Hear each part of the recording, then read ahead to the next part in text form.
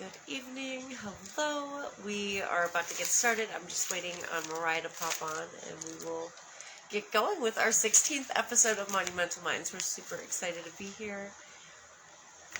Yes, Mariah is here. Let's get her added.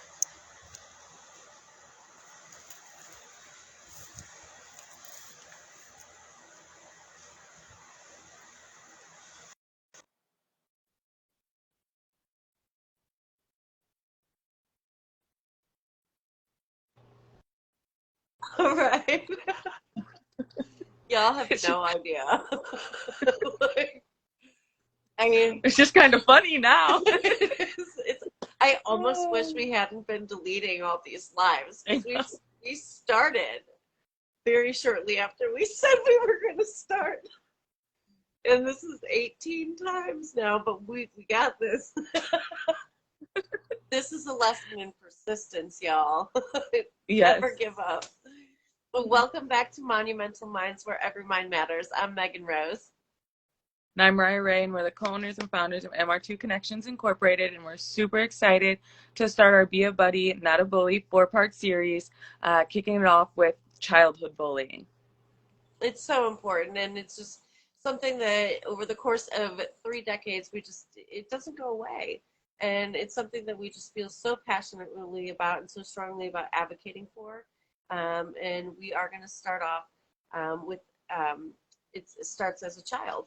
Let's just kick it off with defining bullying, because when I really took the time to be a student on this week, I was actually shocked when I read the definition, because it was actually quite different than what I had perceived it to be. But bullying is ongoing misuse of power. That was like, whoa, wait, okay, because I didn't really think of it as a power thing, really.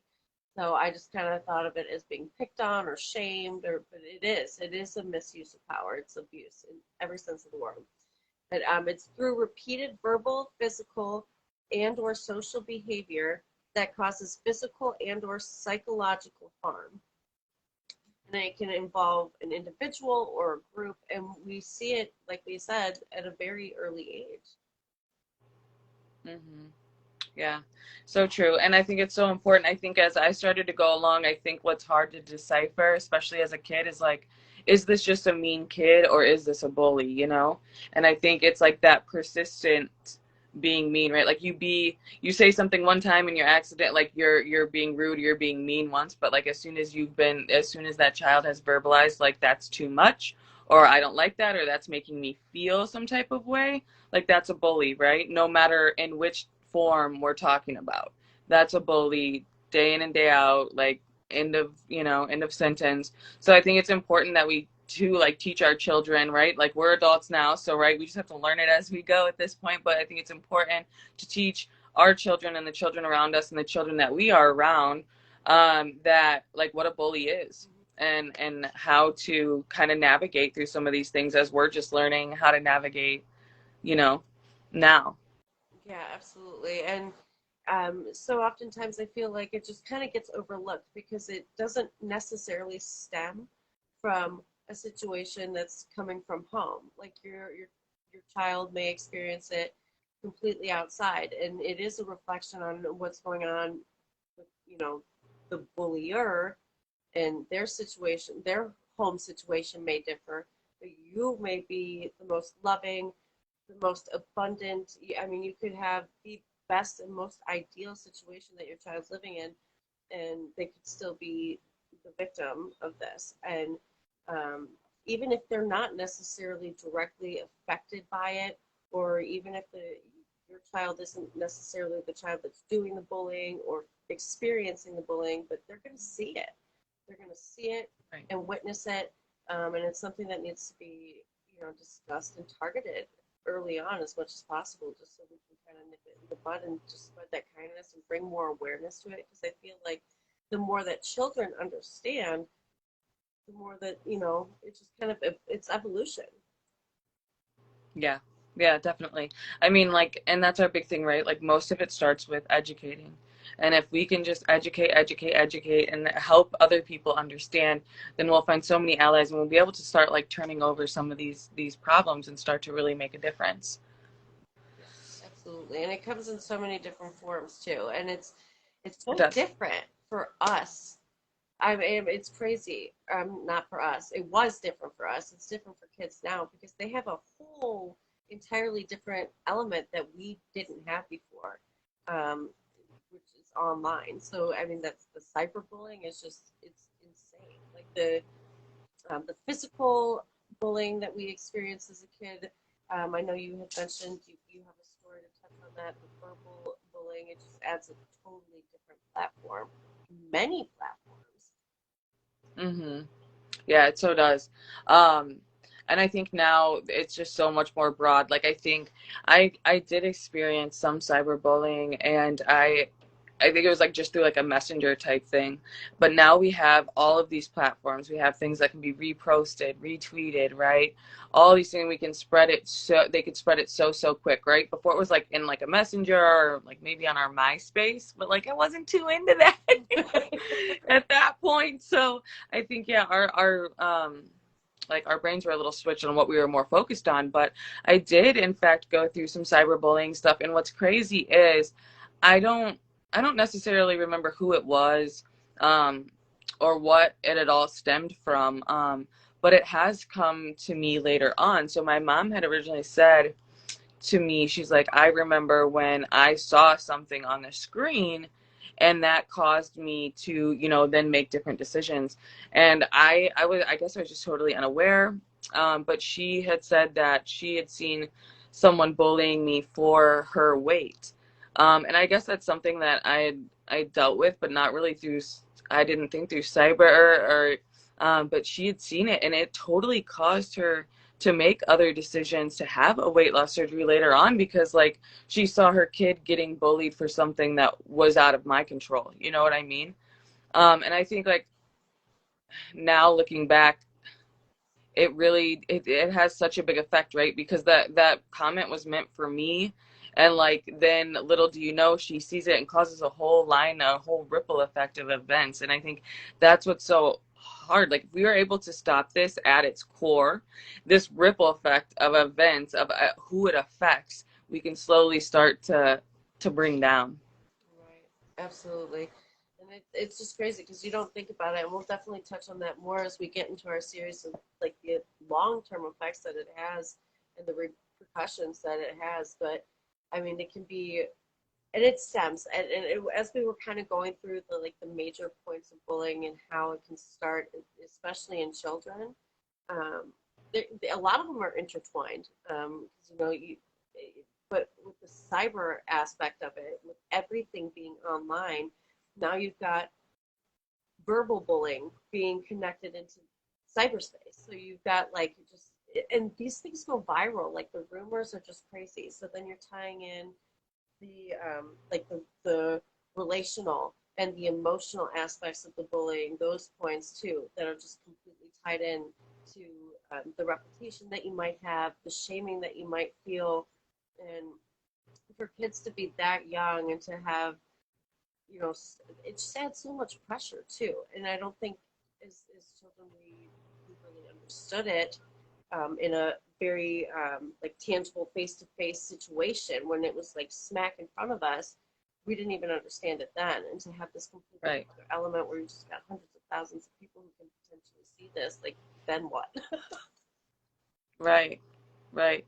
Definitely. And I think like the like situation that I just brought up, I think a good thing to remember is like kids will always find something to bully, right? So even if it wasn't at some like me specifically as a person, it's going to be about somebody they care about, right? Or it's going to be how their family looks to somebody else because their life when they get home from school looks different than the other kids. It's going to be getting made fun of because the kid comes over for a play date and they see something that's weird or different from their home. Or next time they go over to a friend's house, it's going to be, oh, like they notice the differences. Um, but it's taking that step farther that is not okay, right? Like it's good to notice differences and similarities and things like that, but it's creating that divide and really being that bully of that mine is better or there's something better about me than you, and then really calling that to the kids' attention. And they'll find anything. You know, it's we think it's like just these few reasons they're going to get bullied. Like it's, I mean, it could be literally anything. Yeah, it can be. And it's sometimes it can be really hard to kind of dissect because I mean, you may be teaching your kids all the right things, but Yeah. um, I would, I mean, the kids that I was associating with at a very young age, they weren't doing anything bad by any means, but it was a group of girls that just had very specific and just their expectations were very high. And I don't know if I mean, it had to something stemming from home. They were bringing it into the school place, right? So Yeah. you get all the cliques, and I think it's way different now. But I mean, you were either cool or you weren't back then. Like there was no middle ground. I feel like there's just so many different types of groups of people that are being more accepted. That you see just societally speaking. But back then, it was just you're not wearing the right clothes. We can't be friends. Or you can't afford, the hot lunch at school. We can't be friends. Or you Right. insulting, whether it's what you eat or what you wear. Even the type of, remember the gel pens? I was going to say the type Girl. of supplies you bring.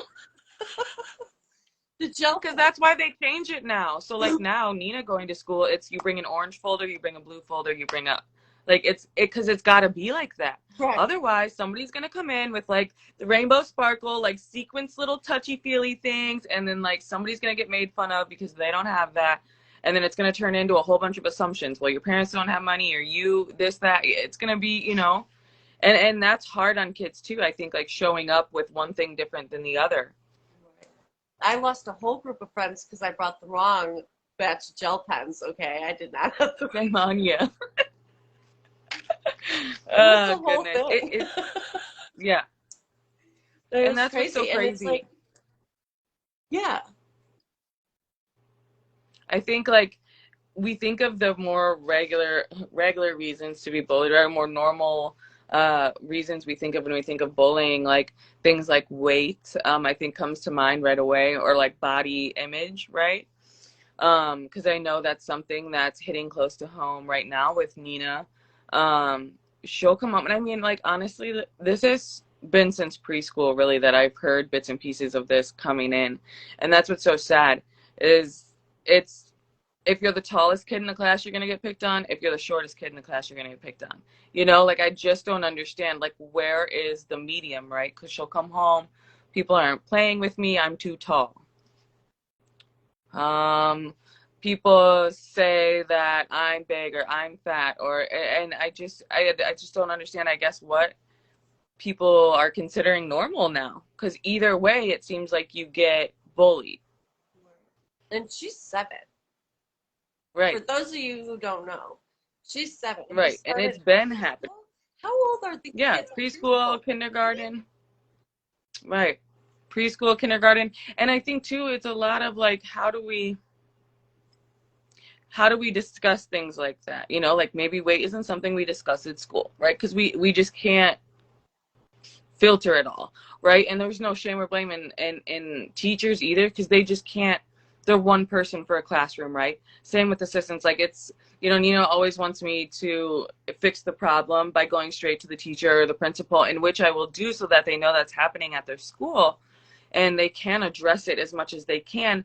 But at the end of the day, I have to fix how Nina processes that, because at this point I feel like we can't keep people from it necessarily, or keep our kids from it, but because it's just gonna happen, right? There's just those people out there, but we can change if they intervene. We can change how they receive the information, and we can change, like what I try to tell Nina, because it's right, like I don't know what they're gonna change at the school, right? Right. Or what they have the capabilities to do. But what I do know is I'm able to tell her, look, the person that is bullying you there's something stemming from that. Right? There's a reason why they're being mean to other people.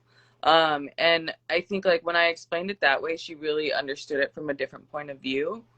Because like there's nobody in Nina's home life or close home life that has ever not loved her for all that she is, right? And so I know she's not hearing it from home. So I was like, there must be something going on the other side, and they're projecting that in a mean way. And so I really just asked her to just keep coming home, keep talking about it, and be able to stand up for yourself, you know? Absolutely. And that hits home for me too, because when I was a kid, like the the body image was a big deal in our home, and we've talked about this in previous episodes before. It was a big deal. Like if I ate one too many French fries, it was the world was ending, you know. And I would be. It was like this first day of second grade. I'll never forget. Like I made this girl cry, and I started crying because I felt really bad, but I didn't understand it. But it was what I was being taught at home.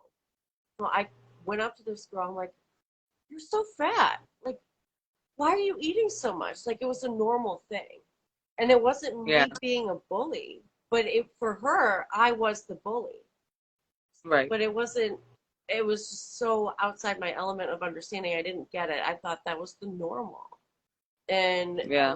even before that, I was at a birthday party. We were doing a game of telephone, and it was my turn to pick a line. And I'm like, "Oh, so and so is just so chunky," and like it was always a thing. Like, and it was like permanently engraved. Like it was just, it was really crazy, and it was humiliating. And of course, like my parents, my dad rather, he had corrected the behavior because he was there. I don't think my mom or my grandma was there, but my dad was there. He corrected it, and I had to apologize. And then I learned, I'm like, okay, this isn't okay, Right. regardless of what I'm hearing on my end. Yeah. And that's why it can be so hard. I mean, there's, here this situation where like she has not been around that, and that we're advocates of all things, good, kind, and justice. And then there's situations like your own where like you were, it was kind of like brainwashed into you that was just the way that the world works, and you were just, not supposed to eat that extra bit, and and do you think that was like being a woman, you're not supposed to do that, or just in general you're not supposed to do that? Like how was that bullying within your house, or was that just an all around? I think it was just the expectation of being a female, really, and just Okay. uh, just having those very high class standards. It Okay. was the Yeah. European way. You wouldn't finish the last bite of food on your plate. You'd always leave it to be polite. That's Um, the best bite. right. That is the best bite ever. I don't give away my last bite, okay? Very few times will I give that bite to Nina. But, yeah, it was always, being refined, Yeah. um, Okay. and feminine. And that can be so hard, right? Because like you're thinking that's what kind is. So then like your idea of kind going forward, that's so skewed. Yeah, it was what was respectable, and it was what Yeah. was expected of women, especially. And for me, for like in our, and I feel for my mom and I feel for my grandmother because this is how they grew up with that Oh expectation yeah. of having to be that perfect size too. And my grandmother, even she would talk about how she would smoke a cigarette instead of eating because that was what they Yeah. would use it for. And it was just that expectation that was put on them that generationally came Yep. down. Yeah. Yeah, that's hard. Super hard. Um let's talk about one. I'm gonna mess up the word. I'm not good at this. Prejudicial. That's right. So we were thinking about things that kind of fell under this category, and it was like all things that we like kind of don't have control over, especially as kids, right? So our race, our religion, that's oftentimes set by whatever your household is until you have the opportunity to, think freely yourself. Um, and then like sexual orientation. And then when I was thinking about it and she was naming all of these things that might fall under that category, I'm like, my name. Ah. So yeah, so my name's Mariah Keister, right? And this is why I mostly go by Mariah Raye, because my whole life it's always been a thing, right? First of all, everybody mispronounces it, so like you never, Like, that's kind of good because you kind of get to like fly under for a little bit because nobody usually pronounces it right. They're like coester, I thought it coester, was or coaster like at first. I'm like, oh hey. coaster, coester, coester. Yeah, there's like, so I feel like there's so, I know all the ways you could possibly mess it up. But yeah, like when everybody hears it and then like automatically it kicks in, right? And like I like around Easter time, I would always get the emails with the little baby keisters painted as eggs. Like I just knew it was coming every year. But I think as kids start to like grow up and they understand what the name is, like, oh, but keister, you know, and then they're gonna start playing on it because it's an easy target, right? Like easy target is what they're gonna call you as. They take attendance every day in school, so it's not like it's going away. Right. So unless you're gonna talk to the teacher and like make something different, which at that time I didn't even think was like a thing, right? A lot of the things that are like now in place and parents would do and like steps we would take are different than they were back then. So like we live and we learn. But I think it was just always something that was present, and it is now always something that's present for my child and my niece and my nephew. Um, and it already is a topic of, you know, it's already a subject for us when we're talking because it's already been brought up from 7-year-olds and 12-year-olds, like, oh, well, can I change my name? And I remember always thinking like, oh, I just can't wait to get married because I can change my name, Right. you know, and things like that. So it was like always that yearning for like something different when it's like something that you are called by day in and day out, and you always take it, you know, and your name is on everything. Right. And you're learning to like write and love your name on everything, and then all of a sudden you're at this big halt because you're like, okay, I'm stuck with this. Yeah, You know? that's so hard. That's so hard. And you know, there was that what the name game too, like fan up, you know, Oh yeah. the weird name game we used to do, and like people would just get nasty, like they really would. Um, Megan's begging, whatever, you know. Come on. Well, that was the hardest thing, like when I was pregnant, trying to come up with a name. Because every name you try to think of how kids are going to bully them. Right. Like, My you just, poor that's just what sister, it is. my grandmother just really ruined the name. What? Yeah. I'll tell you later. I can't say it up, but she'll kill me. But she like the one name we all thought Yeah. nailed was just like flawless. My grandma Yeah. comes out of left field. She's like, but it sounds like acehole.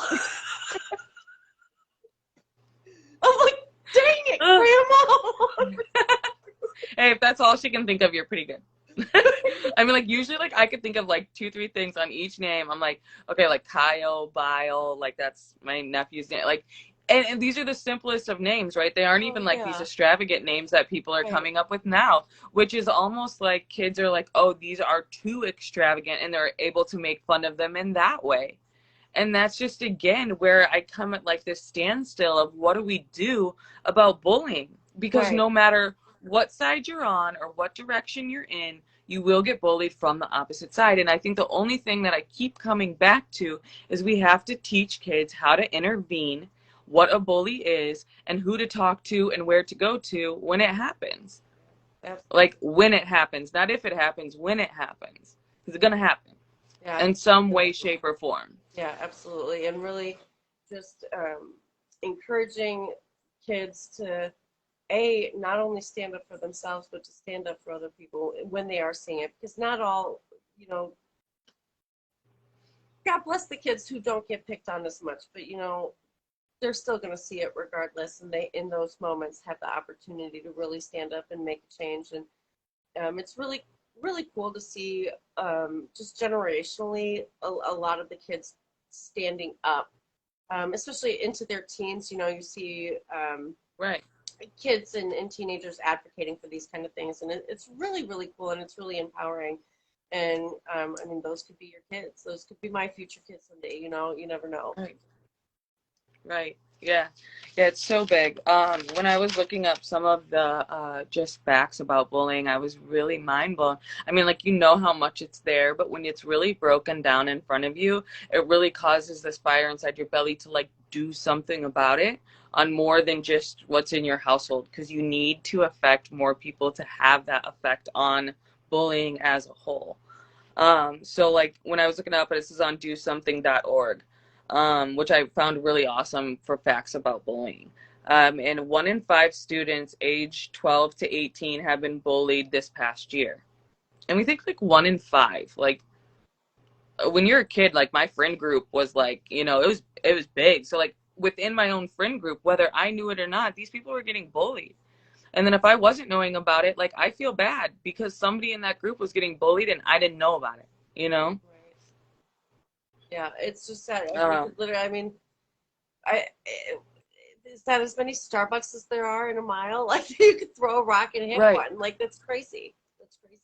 So Yeah. you got a And classroom of 30 kids. right, That's 6 kids that are consistently being bullied and picked on. right. And I mean, that's a considerable amount of kids. And when you're thinking about how many, classes are in a school, and like now we really have some work to do. And that brings me to like one of the other facts that I saw is approximately 160,000 teens have skipped school because of bullying. And it made me think on some other facts is like now as kids, they're allowing 5 mental health days. And I know that I took, as soon as Nina had come home and first mentioned the real start of some of this bullying, I kept her home the next day because would have had to send her on that same exact bus because I didn't have transportation that day. So I would have had to send her on the same bus with the person that was making fun of her the day before. And like, I just couldn't do that. And now we act like it's nice that we do have something in place now and I can call the school and she can take a mental health day, which is far beyond what we ever had as children. But still, I think like that staggering number of 160,000 teens have skipped school because of bullying. Like we are now missing out on education for our kids. And like these are the ones getting bullied, like they're doing nothing really, they're doing nothing wrong. They need to be at school, they need to be learning, they need to be getting social interaction with everyone. But now there's this toxicity within the school and they're having to miss out because of that. Right, and it just evolves into so many more problems down the line when they are missing Right, that interaction, and they fall behind in school, and then it just adds a right. whole other element of shame. I was one of those kids, and it was weird for me because I would always like some of the signs, like I would always have this tummy ache, and I wouldn't get it. It was Mm-hmm. anxiety I was feeling at a very young age, like just gut wrenched, not feeling well, not wanting to go to school, and like it, well, you're faking sick. You have to go anyway. I Right. wasn't faking anything. It was just that gunch, that just nasty, toxic energy that was constantly being carried with you day in and day out. And it's so hard, and it's so important to really kind of pay attention to those warning signs and really ask. I mean, Yeah. I'm not a parent yet, but I would be like, why does your tummy hurt? Are you, what's in your head? Right. Let's think. I Right. would dissect my child. Right. And then you want to like say it, but you don't want to say it, Right. You're like, is something really going, like, how bad does your tummy hurt on a scale of 1 to 10? And she's like 7. I'm like, if it was 7, you'd be on the floor. There's something else going on.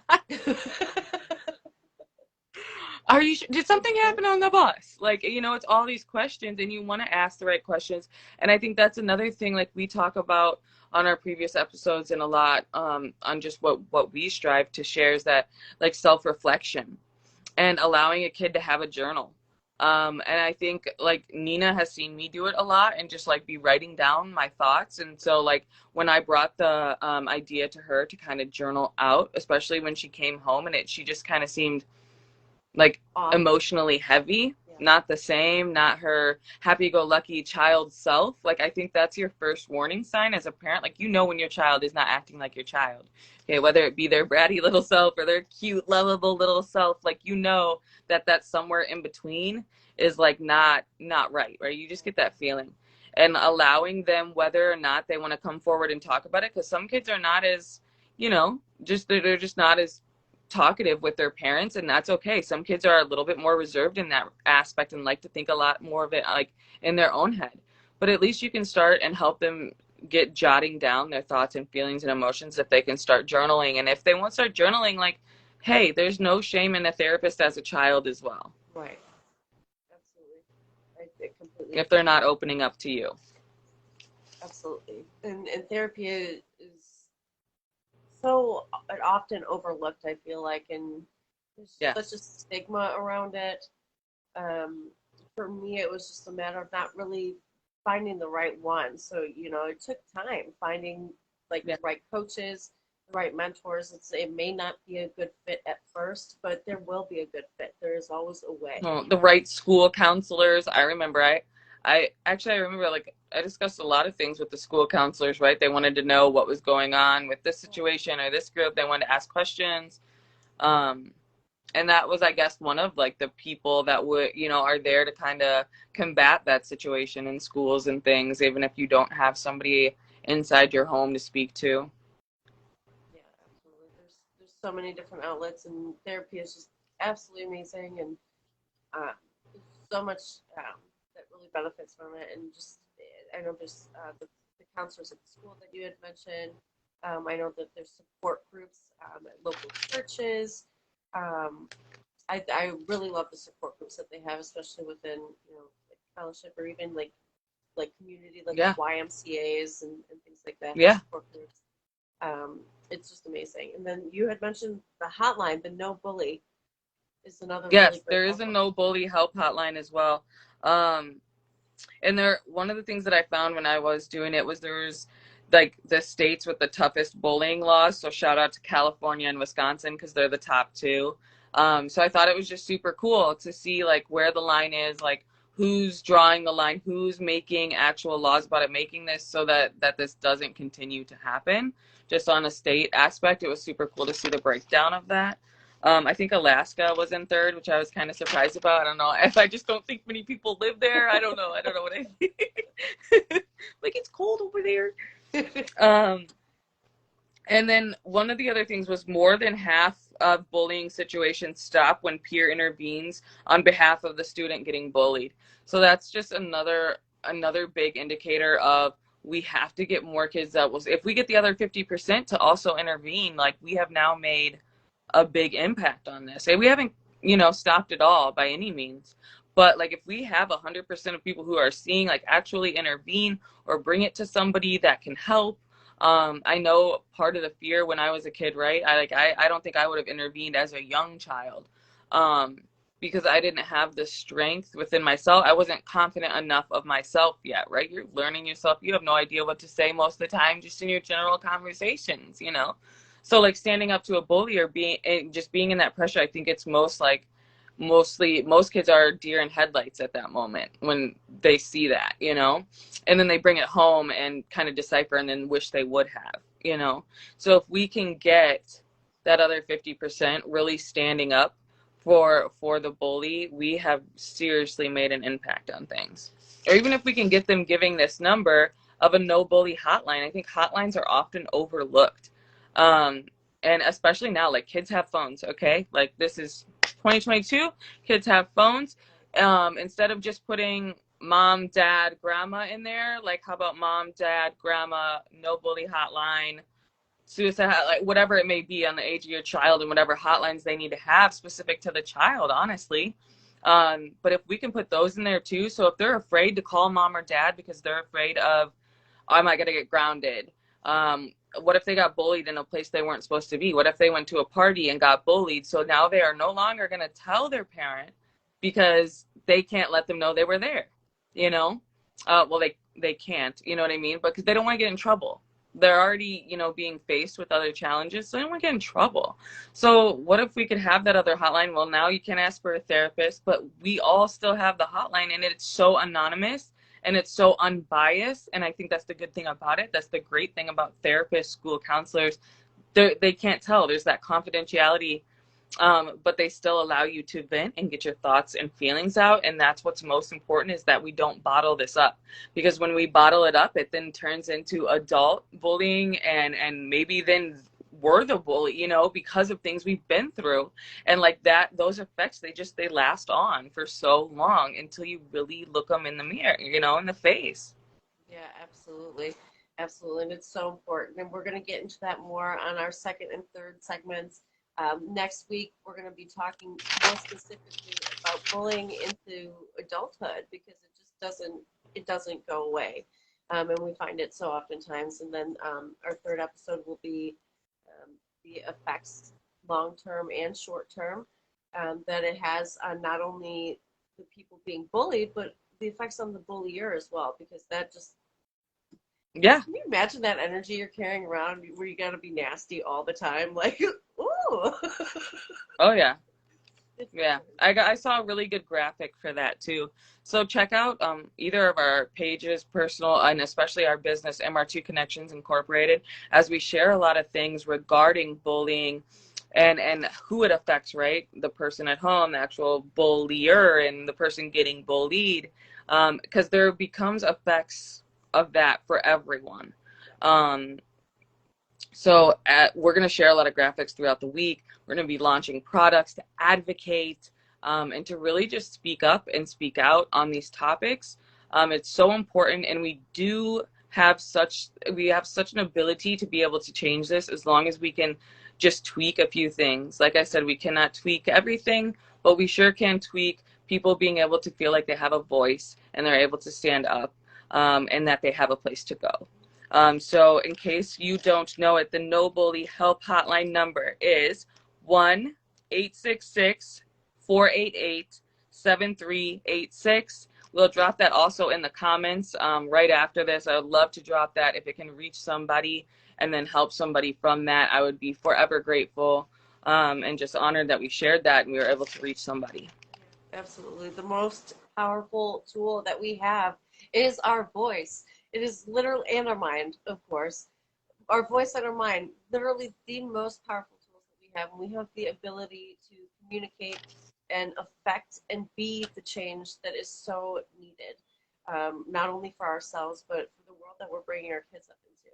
And future kids that maybe we don't have yet. But, this is the world that we live in, and we have the ability to create it and mold it and change it. And we just appreciate you guys so, so much. Thank you for all the love and support that you have shown us continually week after week. This is our 16th episode. We're so excited. Stay tuned next time. We have officially switched 100%. We're going to be every Sunday. Monumental Minds will be live at 7 p.m. Central. We will be alternating from TikTok and Facebook, just to really allow us to grow with all of our fans and followers. We love you guys so, so much. We will have all of the videos updated and uploaded onto YouTube as well. So if you haven't already, subscribe to our channels, y'all. We got both of our personal channels, and we've got our professional MR2 Connections Incorporated channel, of course. We've got our little baby Instagram, MR2 Connections, going and growing. We're so excited. It's going. I know. I just love it. I love it. I finally can tag. I went to go tag. I'm like, oh, my baby. I know you can actually scroll down on the post. Yeah. I'm like, yeah, we're growing. We got this. Yes. And we're so excited. Like Mariah had mentioned, we've got so many products that we're launching to really go in line with advocating and promoting anti-bullying. So always remember to be a buddy. Until next time, keep those good vibes spreading.